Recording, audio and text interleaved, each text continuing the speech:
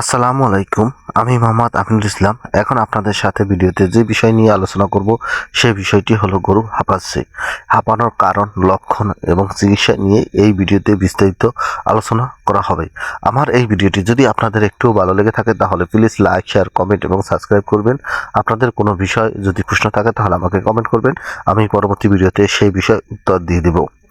গরুর সাধারণত রোগ হলেই গরু হাঁপাতে থাকে বা শ্বাসকষ্ট দেখা যায় বা খাওয়া দাওয়া বন্ধ করে দেয়, মুখ দিয়ে লালা পড়ে। এই সমস্যাটি বিভিন্ন কারণে হতে পারে। এটি সাধারণত ব্যাকটেরিয়ার আক্রমণের কারণে হতে পারে। অনেক সময় দেখা যায় ভাইরাসজনিত আক্রমণের কারণেও গায়ে তাপমাত্রা বেড়ে যেতে পারে, হাঁপাতে পারে বা জ্বর হতে পারে। আবার অনেক সময় দেখা যাচ্ছে যে ফুড পয়জনের কারণেও মুখ দিয়ে লালা পড়তে আছে বা অনেক সময় ডাকিয়ে শ্বাস করতে পারে।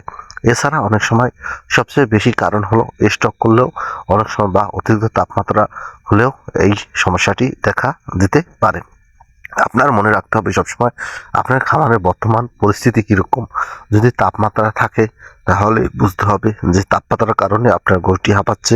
আবার অনেক সময় দেখা যাচ্ছে যদি খাবারে যদি পয়জন থাকে বা ফুড পয়জন হয়ে থাকে তাহলে বুঝতে হবে আপনার গরুটি ফুড পয়জনের কারণে হাঁপাচ্ছে। এই সব হাঁপানের বা অতিরিক্ত গরমের কারণে হাঁপাচ্ছে বা ঠান্ডা লাগার কারণে হাঁপাচ্ছে, এই হাঁপানোগুলোর বিভিন্ন রকমের বিভিন্ন রোগের বা বিভিন্ন যে পদ্ধতিগুলো করা হয়েছে এই পদ্ধতিগুলোর বিভিন্ন পদের লক্ষণ দেখা যায়, কিন্তু প্রত্যেকটা লক্ষণেই আপনার গরু হাঁপাবে। যখন আপনার গরু অতিরিক্ত টেম্পারেচারে থাকবে আর গরুটি যখন হাঁপাতে থাকবে শুরু করবে তখন শ্বাসকষ্ট দেখা যাবে। গরুর গায়ে পানি দিলে তখন বা গরু ঠান্ডা পরিবেশে রাখলে হাঁপানিটা কমে যায়। এই সময় মুখ দিয়ে লালা পড়ে। অনেক সময় দেখা যাচ্ছে গরু ঠান্ডার কারণে টেম্পারেচার বেড়ে যাচ্ছে, গরু হাঁপাচ্ছে, খাওয়া দাওয়া বন্ধ করে দিচ্ছে, মুখ দিয়ে লালা পড়েছে। আবার অনেক সময় দেখা যায় যে আপনার গরুটি বিষক্রিয়া হয়েছে, পুরানো খাবার বা ব্যাকটেরিয়াযুক্ত খাবার খাওয়াচ্ছেন বা যে কোনো প্রকার বিষক্রিয়ায় আক্রান্ত হলে মুখ দিয়ে গরুর লালা পড়ে এবং খাওয়া দাওয়া বন্ধ করে দেয়, শ্বাস খুব জোরে জোরে করে, শরীরে কার্বোহাইড্রেট বেশি বেড়ে গেলে। তাই আপনার গরুর খাবার এবং বর্তমান পর্যবেক্ষণ করে আপনার গরুকে ট্রিটমেন্ট করতে হবে। আপনি যদি বুঝে না হতে পারেন আপনার নিকটস্থ প্রাণী চিকিৎসকের পরামর্শ অনুযায়ী আপনার গরুটিকে ট্রিটমেন্ট করবেন। বেশি সম্ভব হলে তাকে দেখিয়ে ট্রিটমেন্ট করলে সবচেয়ে বেশি ভালো হয় এবং আপনার কস্টিং খরচও খুব কম হবে। মনে রাখবেন, আপনারা যারা গরু মোটাতাজা করেন তাদের সবচেয়ে বড় একটি সমস্যার কারণ হলো আপনারা ব্রয়লার ফিড গরুকে খাওয়ান। ব্রয়লার ফিড বা মুরগির ফিড যদি গরুকে খাওয়ানো হয় তাহলে সেই গরুর বিভিন্ন অর্গান নষ্ট হয়ে যায় বা বিভিন্ন প্রকার সমস্যা শুরু হয়ে যায়। এই সমস্যার কারণেই অনেক গরু হাঁপিয়ে যায় বা ঠান্ডা লেগে যায় হঠাৎ, বা শ্বাসকষ্ট দেখা দিলে টিকিয়ে রাখাতে পারা যায় না, কসাইয়ের কাছে বিক্রি করতে হয় বা জবই দিতে হয়। এর প্রধানত কারণ হলো গরুকে এই খাবারটা খাওয়ানোর কারণে হয়ে থাকে। কেননা গরুকে যদি আপনি যখনই ব্রয়লার ফিড বেশি খাওয়ানো শুরু করবেন বা আপনি মুরগির খাবারটা বেশি খাওয়ানো শুরু করবেন তখন তার কিডনি ধরে যাবে, তার হার্ট ধরে যাবে, তার লিভার সমস্যা হবে।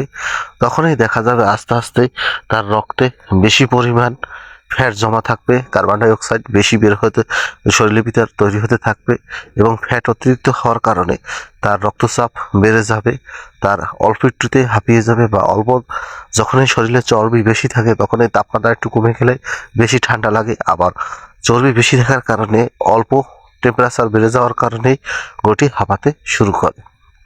তাই আপনারা যারা মোটাতাজা করতে চান বা দ্রুত মোটাতাজা করার জন্য যারা ব্রয়লার ফিডটা খাওয়ান তারাই আপনার খামারের সবচেয়ে বড় ক্ষতি ডেকে আনেন। এজন্যই আপনাদের সবসময় বলা হয়, প্রত্যেকটা ভিডিওতেই বলতে চাই যে আপনারা কখনোই গরুকে মুরগির ফিড খাওয়াবেন না।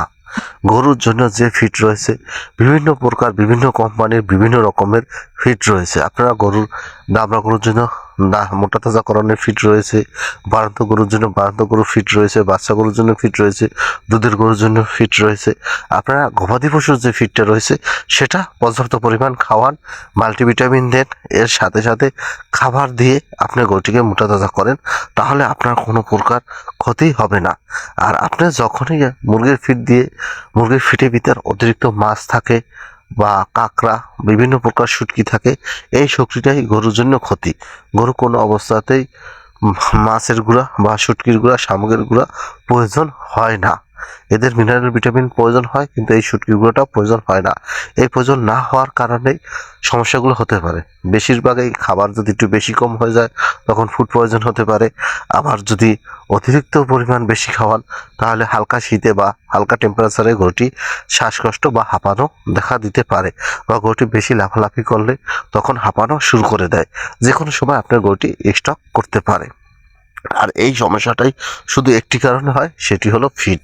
শুধু মুরগির ফিড খাওয়ালে এই সমস্যায় বেশিরভাগ খামারই পড়ে থাকে। তাই সবচেয়ে আপনি মোটা তাজা করতে গেলে সবচেয়ে ফার্স্ট চয়েস করবেন আপনি খৈর ভুসি এবং ভিটামিনের মাধ্যমে মোটা তাজা করার চেষ্টা করবেন। কোনো অবস্থায় পোলট্রি ফিড খেয়ে মোটা তাজা করার দিক যাবেন না, তা না হলে আপনার এই ধরনের সমস্যা হতে পারে। যার কারণে অনেক খামারি ভাই আজ নিঃস্ব হয়ে গেছে এবং তাদের খামার বন্ধ করে দিতে হচ্ছে শুধু এই ভুলটার কারণে। আপনি যদি আপনার খামারে এ ধরনের সমস্যা দেখতে পান তাহলে আপনার দ্রুত নিকটস্থ প্রাণী চিকিৎসকের পরামর্শ নেবেন এবং আপনার গরুটিকে ট্রিটমেন্ট করবেন। তাহলে আপনার গরুটি দ্রুত সুস্থ হয়ে যাবে এবং আপনার গরুটির খরচও কম হবে।